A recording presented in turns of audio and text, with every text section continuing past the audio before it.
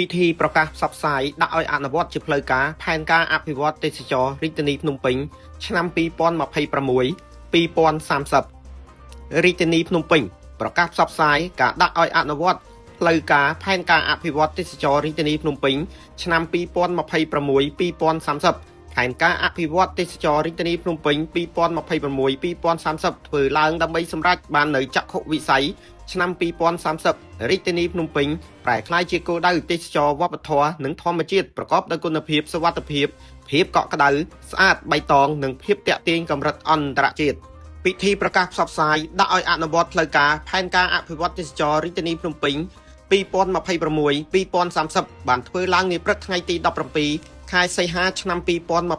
នេះក្រោមអធិបតីភាពឯកឧត្តមហួតហៈរដ្ឋមន្ត្រីក្រសួងទេសចរ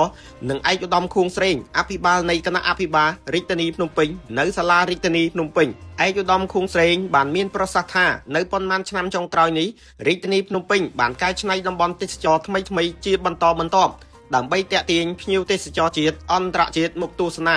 ដើរលេងកម្សាន្តនៅរាជធានីភ្នំពេញជាក់ស្ដែងថ្មីនេះរដ្ឋបាលរាជធានីភ្នំពេញបានបង្កើតឲ្យមានតំបន់ទេសចរថ្មីដែលមានភាពទាក់ទាញដល់ឆាកអន្តរជាតិនោះគឺការបង្កើតឲ្យមានផ្លូវថ្មើរជើងចតុមុខ Wall Street ឯកឧត្តមអភិបាលបានបន្តទៀតថាទិសដៅបន្តច្រាំងទន្លេមុខព្រះបរមរាជវាំងនឹងត្រូវធ្វើការកែលម្អដូចនេះផ្លូវថ្មើរជើងចតុមុខ Wall Street នឹងរឹតតែមានភាពទាក់ទាញបន្ថែមទៀតជាមួយនេះការបង្កើតឲ្យមានសួនលំហែមួយនៅភាគខាងជើងឈៀងខាងលិចដែលមានផ្ទៃដី75ហិកតា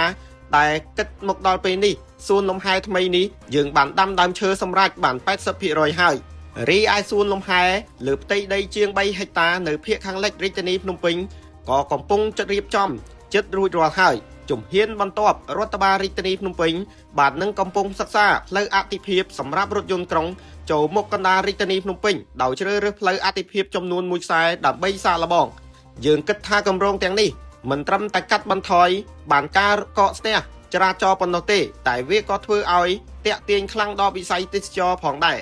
ក្នុងឱកាសនោះដែរឯកឧត្តមខួងស្រេងបានធ្វើការអំពាវនាវឲ្យប្រជាពលរដ្ឋទាំងអស់ត្រូវទុកដាក់វេចខ្ចប់សម្រាមសំណល់រឹងឲ្យបានល្អដើម្បីឲ្យរាជធានីភ្នំពេញមានអនាម័យបរិស្ថានល្អនាឱកាសនោះឯកឧត្តមហួតហៈរដ្ឋមន្ត្រីក្រសួងទេសចរមានប្រសាសន៍ថារាជធានីភ្នំពេញតាមរយៈការខិតខំប្រឹងប្រែងរបស់ថ្នាក់ដឹកនាំរដ្ឋបាលរាជធានីភ្នំពេញដែលមានឯកឧត្តមខួងស្រេងអភិបាលរាជធានីជាប្រធានគណៈបញ្ជាការឯកភាពរដ្ឋបាលរាជធានីបានដឹកនាំនិងដាក់ចេញនូវវិធានការសំខាន់ដល់ផ្នែកពាក់ព័ន្ធទាំងអស់ឲ្យអនុវត្តយ៉ាងខ្ជាប់ខ្ជួនពិសេសការគ្រប់គ្រងដល់យុទ្ធនាការនានាដែលថ្នាក់ជាតិបានដាក់ចេញស្របនឹងការបង្កើតបាននៅផលប្រយោជន៍ទេសចរថ្មីបន្ថែមទៀតតួយ៉ាងដូចជាផ្លូវថ្មើរជើងចតុមុខជាផលិតផលទេសចរដ៏ទាក់ទាញសម្រាប់ភ្ញៀវទេសចរស្របនឹងតម្រូវការជាក់ស្ដែងនិងបានផ្ដល់ឱកាសអាជីវកម្មរួមទាំងការកំសាន្តដល់ប្រជាពលរដ្ឋនៅរាជធានីភ្នំពេញសន្ធឹកសន្ធាប់នៅឆ្នាំ2030រាជធានីភ្នំពេញនឹងប្រែក្លាយជាគោលដៅទេសចរវប្បធម៌និងធម្មជាតិប្រកបដោយគុណភាពនិងភាពទាក់ទាញកម្រិតអន្តរជាតិមានឧត្តមភាពប្រកួតប្រជែងខ្ពស់ជាងមុននិងមានភ្ញៀវទេសចរមកកំសាន្តម្ដងហើយម្ដងទៀតផ្សារភ្ជាប់ជាមួយការអភិវឌ្ឍសេដ្ឋកិច្ចមូលដ្ឋានតាមរយៈការបង្កើតឱកាសការងារនិងចូលរួមដល់ការកាត់បន្ថយភាពក្រីក្រព្រមទាំងឆ្លើយតបនឹងបម្រែបម្រួលអាកាសធាតុប្រកបដោយប្រសិទ្ធភាពនិងការទទួលខុសត្រូវឯកឧត្តមហួតហាំងបានបន្ត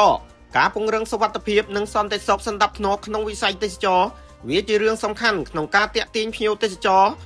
ហើយការងារនេះរាជធានីភ្នំពេញអនុវត្តបានល្អណាស់រាជធានីភ្នំពេញជាច្រកទ្វារទេសចរមួយដ៏ធំពោលគឺដំបូងភ្ញៀវទេសចរត្រូវចូលមកច្រកទ្វាររាជធានីភ្នំពេញមុនទៅដើរលេងកម្សាន្តនៅតំបន់ទេសចរនៅតាមខេត្តផ្សេងទៀតឯកឧត្តមហួតហៈបានបន្តទៀតថាការបង្កើតឲ្យមានផ្លូវថ្មើរជើងចតុមុខ Wall Street ពិតជាតំបន់ទេសចរថ្មីដែលមានភាពទាក់ទាញល្បីល្បាញដល់ឆាកអន្តរជាតិភាពល្បីល្បាញរបស់ផ្លូវថ្មើរជើងចតុមុខគឺដោយសារយើងមានទីតាំងល្អជាប់មាត់ទន្លេចតុមុខនៅខាងមុខព្រះបរមរាជវាំងហើយអ្វីដែលសំខាន់ជាងគេនោះគឺរក្សា